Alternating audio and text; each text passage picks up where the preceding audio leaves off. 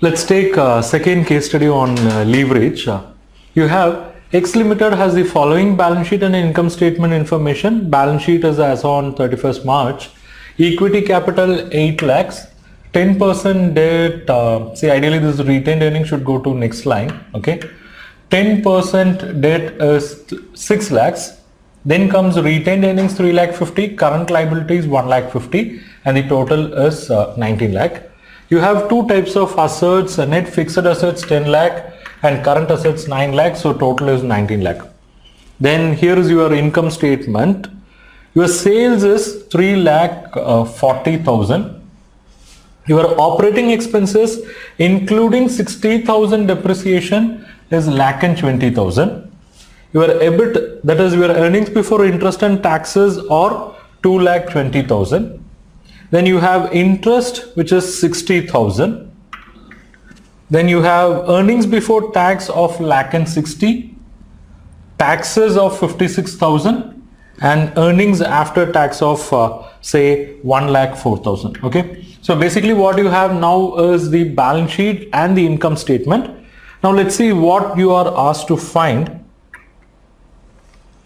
Determine the degree of operating, financial and combined leverages at the current sales level if all operating expenses other than depreciation are variable cost. So this is the point where you have to pay attention. Okay, you basically have to find all the three leverages, but what they say is their operating expenses other than depreciation are variable cost. And if you want to find your leverage, say the operating leverage, you should know what is your contribution. And how do you find contribution? It is nothing but sales minus variable cost. Okay, so you should know what is your variable cost, and question says your operating expenses other than depreciation or variable cost. So let's first of all find out what is our variable expenses. So here you have operating expenses including 60,000 depreciation is 1 lakh 20. So what is going to be my variable cost? My variable cost will be very simple. That is operating expenses minus depreciation is going to be my variable cost. What was my operating expenses? 1 lakh 20,000 minus depreciation of 60,000. So my variable cost is 60,000. So once I have variable cost in place, then I think the rest will flow automatically. Okay. So now we'll find out the operating leverage. Let's write the formula for operating leverage. Operating leverage is nothing but contribution divided by earnings before interest and taxes. So we should know what is contribution. What is contribution? What is the formula? Contribution is nothing but sales minus variable cost. And what was the sales? I have the information. Sales was 3 lakh 40,000. Okay. So this is 3 lakh 40,000. And just now we have calculated the variable cost, which was 60,000. Okay. So 3 lakh 40,000 minus 60,000. So I understand my contribution is 2 lakh 80,000. Okay. So in this way, I have contribution in place. What is next important is EBIT. I think EBIT information was available straight in the question. So here we have earnings before interest and taxes 2 lakh 20,000. So I think we need not worry much about it. EBIT is 2 lakh 20,000. So here we'll give contribution is 2 lakh 80,000 divided by EBIT. What was the figure? It was 2 lakh 20,000. So 2 lakh 80,000 divided by 2 lakh 20,000, calculation tells me it is 1.27. So what you can understand is if your sales is going to increase by 1 time, your EBIT will increase by 1.27 times. That's what your operating leverage communicates. Okay. So this is first part. Then second, we have to find out the financial leverage, and that is very simple. It is EBIT divided by EBT. And I think both information were available in the question. EBIT just now we have picked up 2 lakh 20,000 divided by EBT. Let me check in the question what is the EBT we have calculated, or it is available in the question. It was lakh and 60,000. Okay, divided by 1,60,000. So 2,20,000 divided by 1,60,000 will give you the value as 1.38. This means if your EBIT is going to increase by 1 time, your EBT will increase by 1.38 times, and vice versa. Vice versa in the sense, if your EBIT is going to decrease by 1 time, then your EBT will decrease by 1.38 times. Okay. And what is it? Question 3. Question 3 is combined leverage. Very simple. We'll take operating leverage, we'll multiply it with financial leverage, which is 1.27 multiplied by 1.38. Okay. So let me check it. 1.27 multiplied by 1.38 is going to be 1.75. So that tells me my combined leverage is 1.75. And what is the implication? If my sales increases by 1 time, my EBT will increase by 1.75 times. Okay. So that's your question A. Now let's see question B. What was our question B? If total assets remain at the same level, but sales increases by 20%, or sales decreases by 20%, what will be the EPS at the new sales level? See, this can be solved in a traditional way. That is, you can find out what will be the revised sales, what will be the revised expenses, what will be the revised profit. That is one way, traditional way. But now we know what is leverage. Okay. When we know what is leverage, why we want to take that long route, we'll apply the leverage. Okay. Because here you basically have to find out what is going to be the effect on EPS. Okay. And how EPS is calculated? Earnings available for equity shareholders divided by number of equity shares. So now your target is you have to find out what is the earnings available for equity shareholders. Okay. So let me have a working note for that. Yeah. We'll go to question 2. In question 2, we have to find out EPS if sales increases by 20%. That is one scenario. And another scenario is sales decreasing by 20%. Okay. Let me just remove this. It's not that perfect. Okay. Yeah.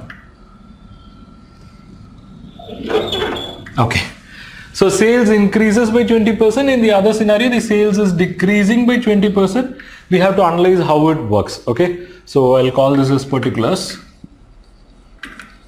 And which information I should make use of? Well, let me make use of my combined leverage, because combined leverage will tell me how my profits will react when there is going to be change in sales. Okay. So first I'll write what is my combined leverage. What was my combined leverage? We have calculated.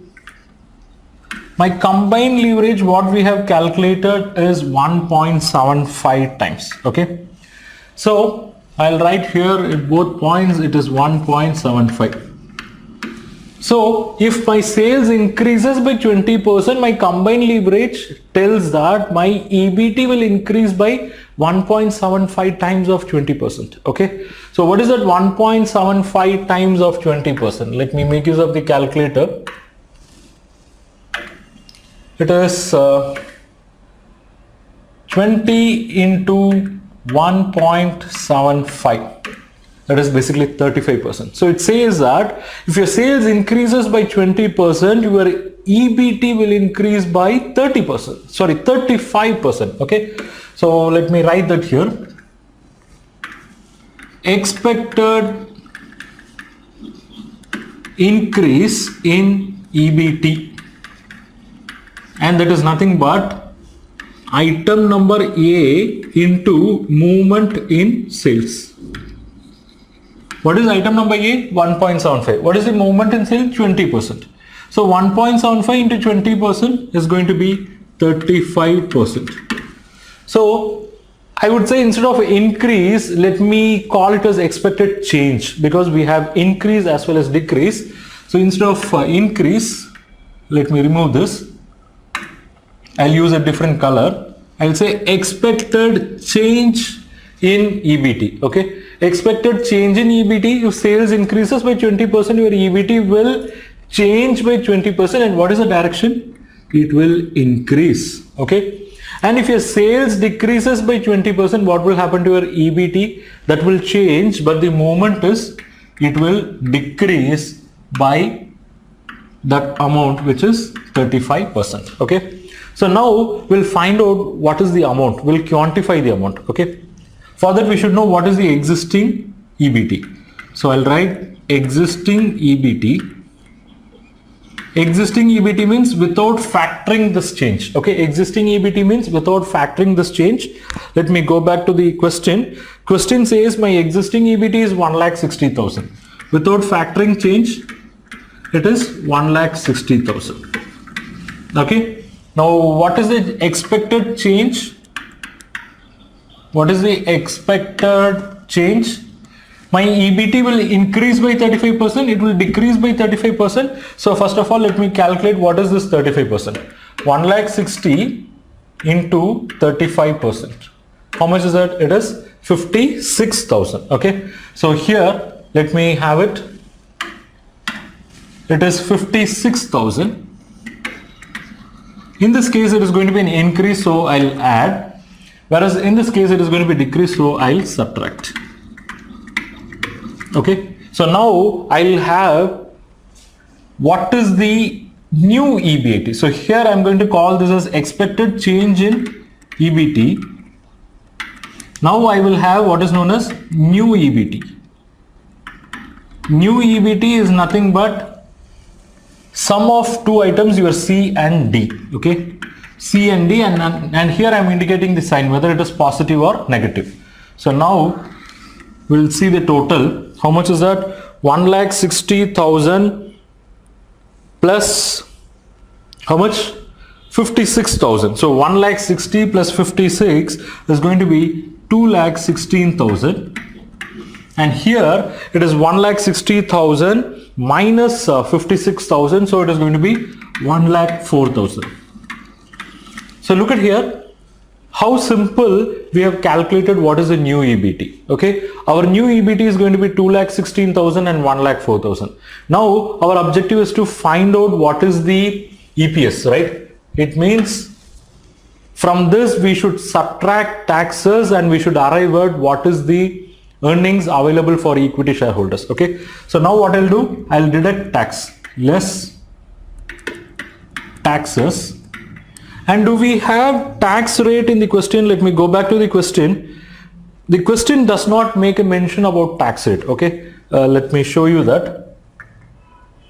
This question does not make a mention about the tax rate. It just says that your earnings before taxes are 1,60,000 and your tax amount is 56,000. So this means 56,000 divided by 1,60,000 into 100. Let's say, I think this would be 35%. So this tells your tax rate is 35%. Okay. So let's come back. Yeah. So my tax rate is going to be at, let me select, it is going to be at 35%. So 2,16,000 at 35%, how much it works out to? 75,600. And in the second case, it works out to 1,04,000 into 35%. It is 36,400. So now what we can do is we can find out what is the earnings available for equity shareholders, assuming that there are no preference share capital. Okay. So item G, your profit after tax, 2,16,000 minus 75,600 is going to give me 1,40,400. See, I'm not going for calculators now and then. I have calculations made with me. So what I request is when you solve these kind of problems, try to have calculator with you, do the calculation. Okay. So 2,16,000 minus 75,600, it is 1,40,400. And here 1,04,000 minus 36,400 is going to give me a figure of 67,600. Okay. So this is basically the profit available for equity shareholders. What should I do? I should find out EPS. Okay. So let me pick up the next page. It means basically I have to divide it by the number of equity shares. So how do I know how many equity shares this company has? Let me go back to the question. I think here you have the information. Equity share capital rupees 10 per share. What is the share capital? 8 lakh. 8 lakh rupees 10 per share. 8 lakh divided by 10, you get it is 80,000 shares. So in that way you understand that you have 80,000 shares. So let's go here. Yeah. So number of equity shares are simple. It is 80,000 in both the cases. And you know what is the earnings available for equity shareholders? How much? 1,40,400 and 67,600. So this is your item number G, and your number of shares are item number H.